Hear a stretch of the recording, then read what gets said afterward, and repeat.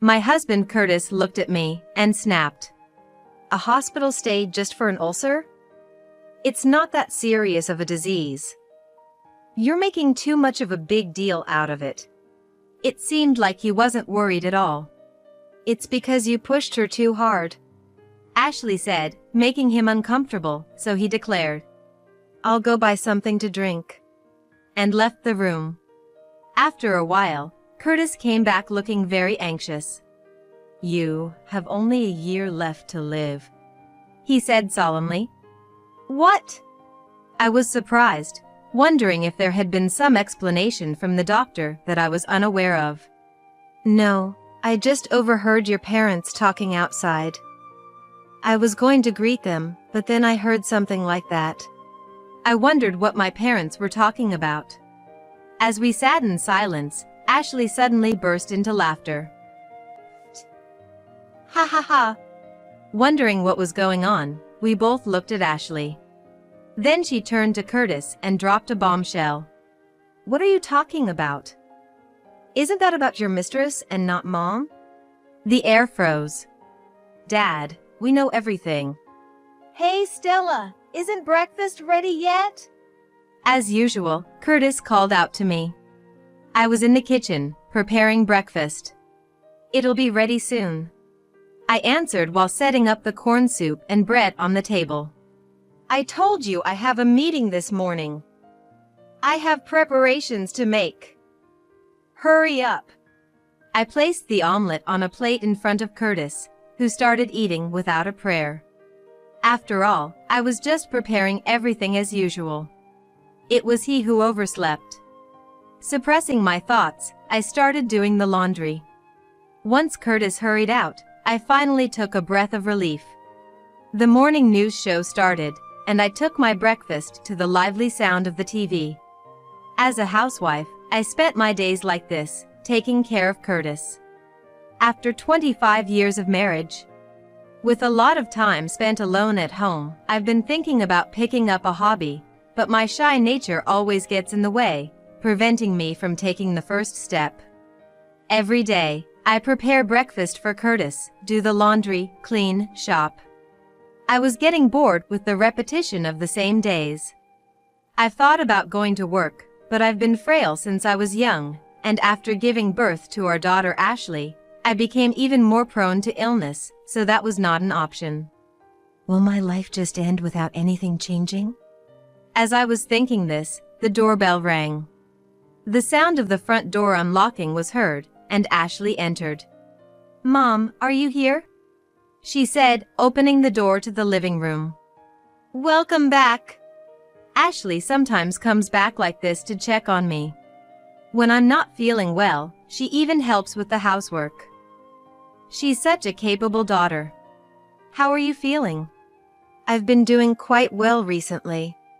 Ashley looked relieved to see my face, smiling gently. That's good to hear. Then, how about we go out for lunch? You must be bored, right? She suggested. We went to a restaurant near where Ashley works and talked about her recent life over the meal. These moments were a happy time for me, and also a break from the monotony of my daily life. After finishing our grocery shopping for dinner and returning home, Ashley set down the bags she was carrying and quickly went back to her own place. When I asked if she didn't want to see Curtis, Dad's probably fine, she simply replied. Indeed, Curtis, at 48, still looked young for his age. He would work out at the gym after work, and lately, he even started caring about his looks, keeping his body fit and his skin lively. He always had high self-esteem, saying, I don't want to become someone who gives up just because they're getting older. Compared to Curtis, I feel like an old woman, overshadowed by him and treated coldly. After Ashley left, a flyer on the table caught my eye. It was something that had been put in the mailbox. The flyer featured a beautiful woman. It seemed to be for a yoga class being held nearby, taught by an active model, offering reasonable prices for people of all ages. I wonder if I could manage yoga, given my frail health. But I found myself making excuses and tucked the flyer away between the pages of a newspaper. Looking at the clock, it was almost 5 p.m. I must start preparing dinner soon. If Curtis comes home and dinner isn't ready, he'll yell at me again. Since he was in a bad mood from the morning, I planned to make his favorite dishes. And so, I found myself preparing dinner for Curtis again, as usual. Around 7 p.m., Curtis came home. I immediately started preparing the shower. Curtis prefers to shower before dinner. While waiting for the shower to be ready, Curtis was drinking a can of beer and reading the newspaper in the living room. Wow! Isn't she a beauty? I was startled by his sudden outburst, only to realize he was looking at the yoga class flyer I had tucked in. Huh. A model and yoga instructor, huh. It's close to our house too. Hey, why don't you give it a try? He said, looking at me with a sarcastic tone. An old woman like me going there would just be a nuisance. I brushed it off lightly, but he sighed. You always say that. Try to take care of your body a little. It seemed he was also tired of my negative thinking. You used to be good in your younger days, but you're becoming more of an old woman day by day. He left those words behind and headed to the bathroom. When did I start to feel so miserable? It had become so routine that I seemed to have become numb to it. But even so, I can't go back to my younger days. I knew all too well that the reason I never took action was none other than myself. Envious of the radiant smile of the woman on the yoga class flyer, I felt like I was living in a world far removed from blaming someone or something else. On his next day off, Curtis left with the yoga class flyer. Are men allowed to go there too? It was a class held at a young woman's home. Wondering if that was really okay, I asked. It says here people of all ages and genders. So it should be fine. I'm just going to observe. If it's not okay, I'll come right back. He left the house cheerfully, leaving me behind. I wish he had taken me with him. Even though I had chosen not to go, I found myself blaming others again. Fed up with myself, I decided to go for a walk for a change of scenery. I wondered if I could catch a glimpse of what the yoga class was like, even if from outside. It was a sunny Saturday afternoon. Perfect for a walk. I walked at my own pace. Eventually, I reached the neighboring town where the yoga class was. I didn't remember the address from the flyer, but I had a rough map in my head. And so, I walked looking for the yoga studio sign. Yoga. Yoga. Then I realized there were no signs for a yoga studio around here. I can't tell where it is.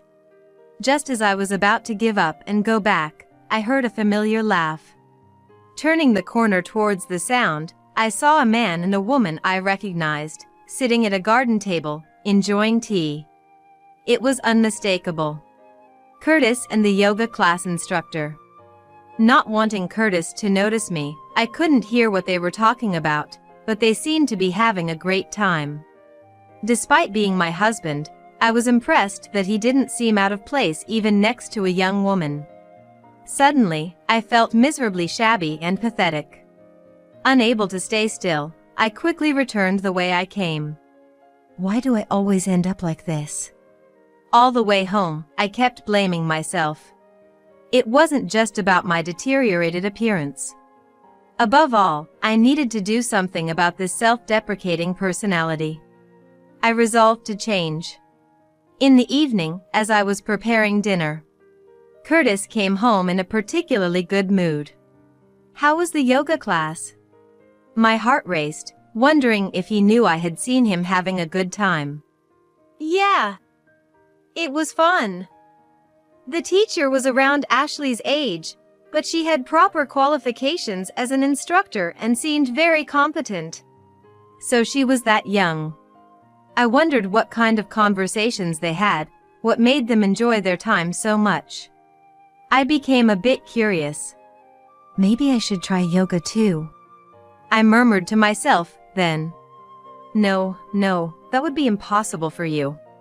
Curtis looked me up and down exaggeratedly before laughing.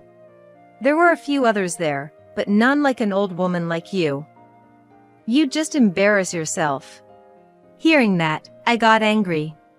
I was jealous of the yoga instructor, but I had been trying to think more positively. Seeing my expression, "If you're so angry, you should have done something about it sooner," he said dismissively before disappearing into the bathroom. I thought about attending on a weekday when Curtis wouldn't know, but I was sure they'd identify us as a couple based on our last name or address. If Curtis found out, he'd surely berate me. So, despite my resolve earlier in the day, I became gloomy and secluded myself. 3 months had passed since Curtis started attending the yoga class. He went there on his days off, not just for yoga, but it seemed he was also helping with minor DIY for home decor and other small errands. Isn't that something you shouldn't have to help with? I brought it up to Curtis, concerned, but he snapped at me. A girl around Ashley's age is in trouble, and you won't let me help her? Or do you think there's something shady going on? Ridiculous.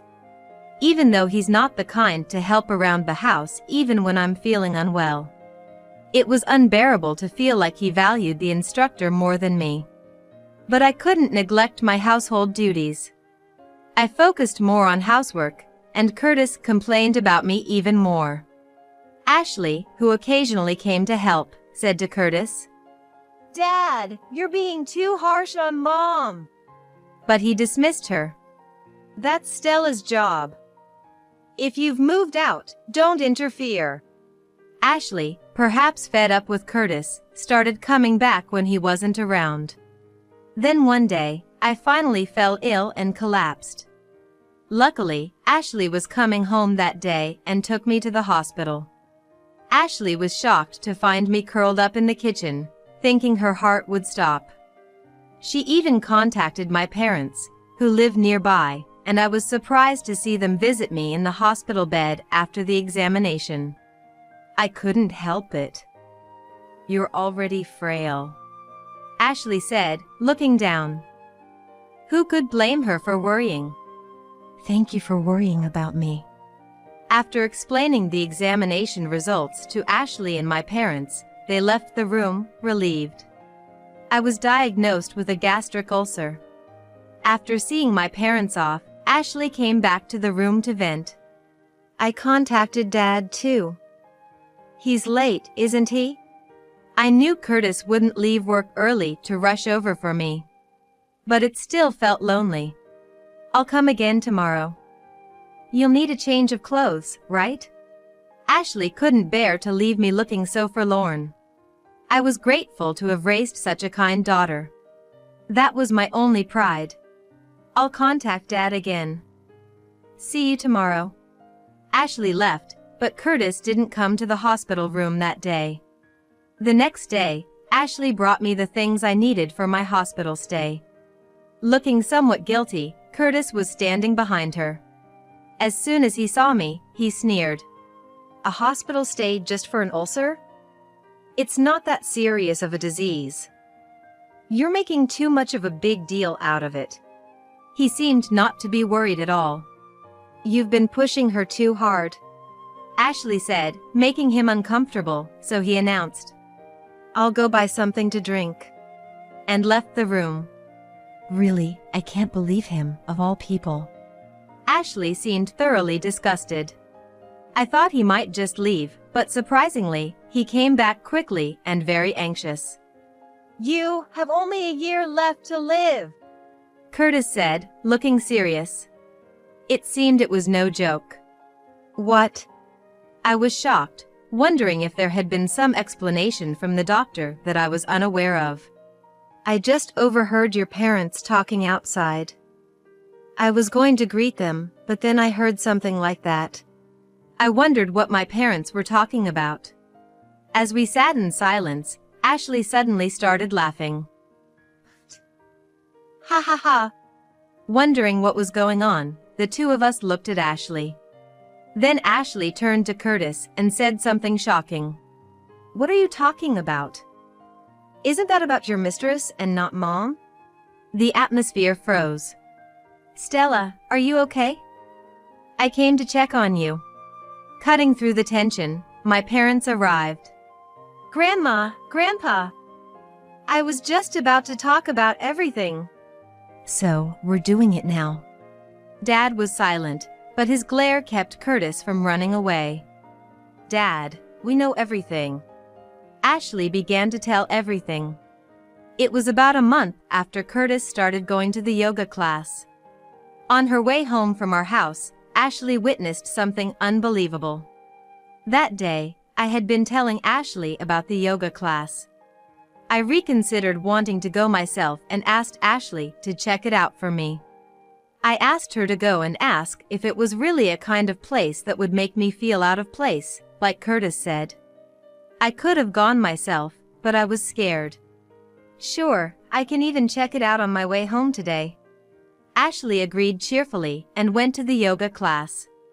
When Ashley got close to the studio, she saw someone leaving the entrance. She quickly hid around the corner to see it was apparently Curtis and the instructor. Curtis was supposed to be at work that day, but Ashley couldn't have mistaken her own father.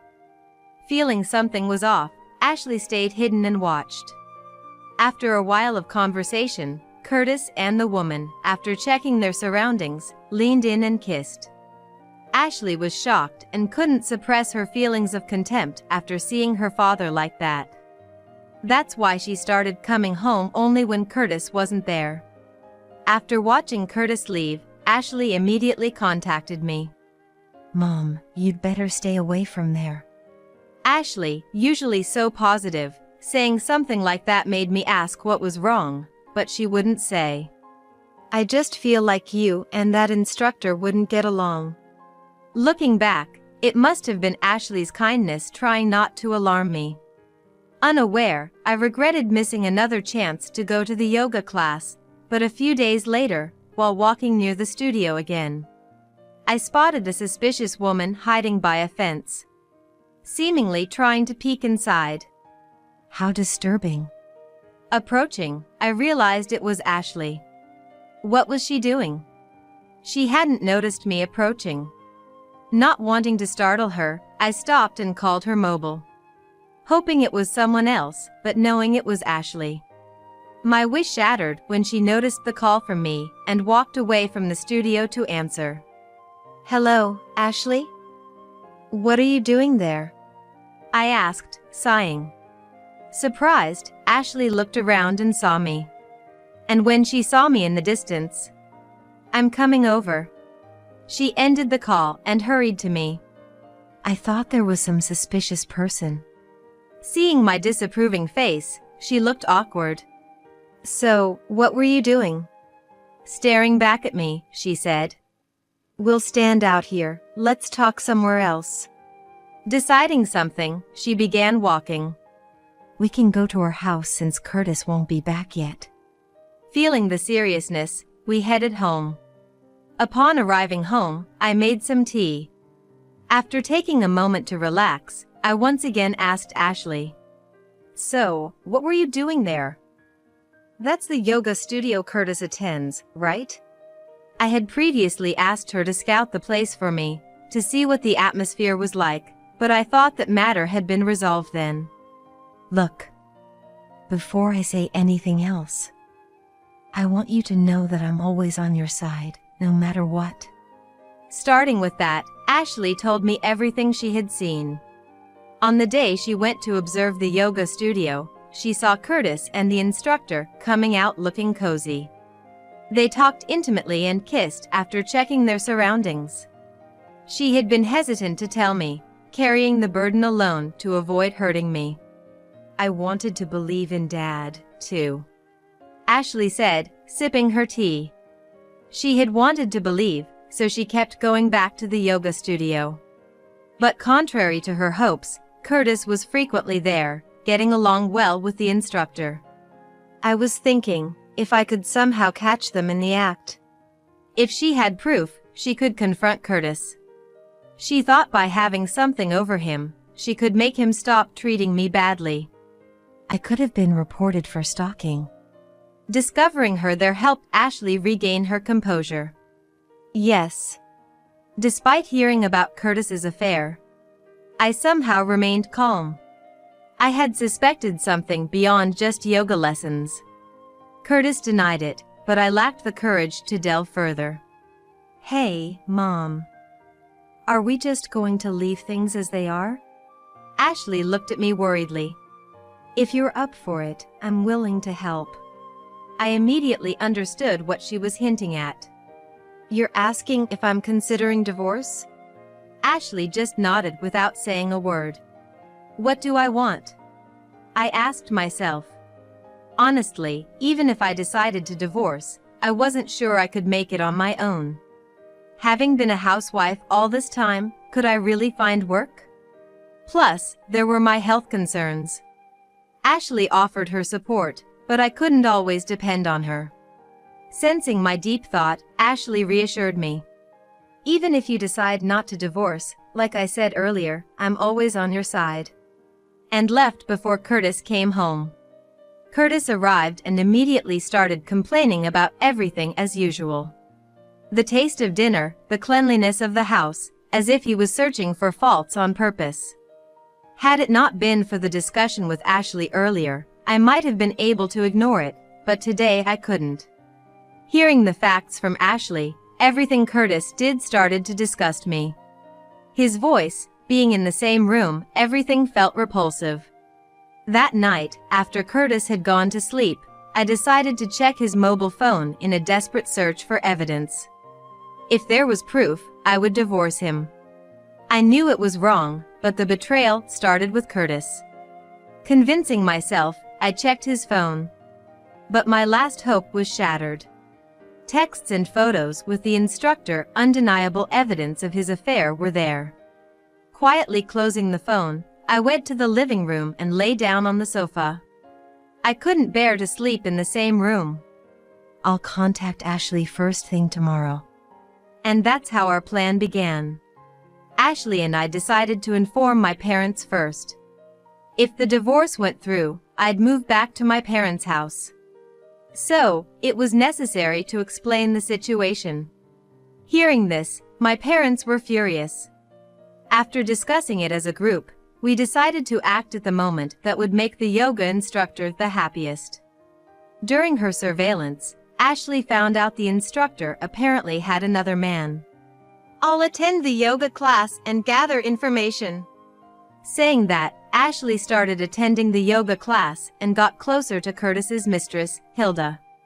It turned out, just as Ashley had guessed, Hilda was engaged and planning to get married in a year. We'll target that time to demand alimony in the divorce trial. Ashley was oddly enthusiastic, but I felt heavy-hearted. I was anxious about whether I could let Curtis be free for so long and act as if everything was normal. Even now, just living in the same house made me feel sick. My anxiety and the stress of living with Curtis culminated in me developing a gastric ulcer. After telling me all that had happened, honestly, I didn't realize you were under so much stress. I'm sorry, Ashley said. When I was taken to the hospital, she discussed with my parents and decided to change the plan to immediate divorce and claim alimony. Hearing Ashley's story, Curtis just hung his head in silence. The 1 year left you heard about was referring to your mistress Hilda's modeling career. Ashley spoke coldly and formally to Curtis. There's no need for such drastic measures. A normal divorce would suffice. Don't destroy someone's happiness like that.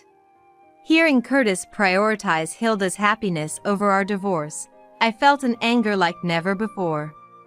Before Ashley could retort, I confronted Curtis. The one who has been destroying my happiness talks now. Curtis looked at me as if bitten by his own dog. After all the exploitation, not caring about my health but worrying about another woman, it's disgusting. I had never known I could despise someone so much. It was the first time I realized that I had such feelings inside me. Disgusting, you say? You don't have the right to talk back to me. My negative emotions were overflowing. Ashley tried to intervene, but she seemed bewildered by my anger. Just as I was about to lash out at Curtis again, Mom intervened softly. "That's enough, Stella." Her voice was gentle and comforting. A voice I'd known since childhood. I snapped back to reality. After a moment of silence, Mom calmly addressed Curtis. "Curtis, I've heard the situation from both Ashley and Stella, but I haven't heard it from you." Curtis looked uncomfortable. "If you have any justification, we're listening." Her voice, different from when she scolded me earlier, now carried a chill. "I don't have any excuses," Curtis stammered. "So, you admit everything is true?" Seemingly accepting his fate, Curtis defiantly admitted. "Yes. I love Hilda, not Stella. I can't help it. Stella no longer attracts me." "That's terrible," Ashley muttered. "Terrible, you say? Which is worse? I thought Hilda and I loved each other. But to think, Hilda had another man." It seemed Curtis didn't know about Hilda's fiancé. He trembled, fighting back tears. "Do you understand what you're saying?" Mom confronted Curtis. "After making Stella feel the same way, how dare you feel sorry for yourself only?" Curtis looked down, unable to raise his face. Ashley and Mom spoke for me, but I felt nothing for Curtis anymore. I just wanted to be away from him. That was my only wish. "With the divorce, we'll also be claiming alimony from you and Hilda, so please leave for today," I told Curtis formally. He stood up weakly, avoided our gazes, and left the hospital room. I cried over the wasted time I had spent with such a man. After being discharged, Ashley and I went to Hilda's yoga studio. It was under the guise of Ashley canceling her membership, but we intended to tell Hilda everything. However, just as we were about to start, Curtis barged in. As we stood dumbfounded, Curtis snatched Hilda's mobile phone from her resisting hands and called her fiancé. In a fit of desperation, Curtis exposed everything to the fiancé and laughed maniacally. After fiddling with Hilda's phone, he threw it at her and left, making deliberate noise with his steps. As Hilda sat on the floor, I told her, "That was my husband. Why has it come to this?" Hilda looked up at me with surprise, but retorted, "That man approached me. If you're his wife, you should at least teach your husband some manners." "I'm getting divorced, and we have all the evidence of the affair," Ashley countered with equal fervor. "Whatever you think, we will be claiming alimony in the divorce trial."